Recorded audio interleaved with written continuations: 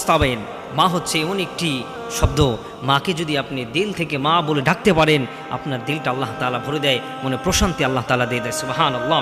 মাকে কখনো এই কথা বলবেন না, মা যখন আপনাকে কোনো কথা বলে, মা যখন আপনাকে কোনো উপদেশ দেয়, আপনি মাকে কখনো বলবেন না তুমি তো কিছুই জানো না। মা কিছুই জানে না।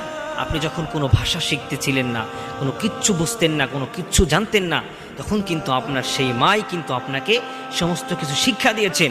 তাহলে আপনি আপনার কোন থিওরি থেকে আপনি বলছেন মা তুমি কিচ্ছু জানো না? এই কথা মাকে কখনো বলবেন না।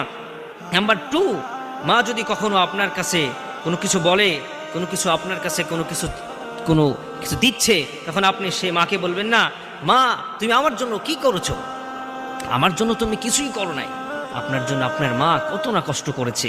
শীতের সময় আপনার মা আপনাকে আপনি পেশাব করে বিছানা ভিজিয়ে দিয়েছেন, আপনার মা আপনাকে সেই শীতের সময় বুকের উপরে রেখেছে।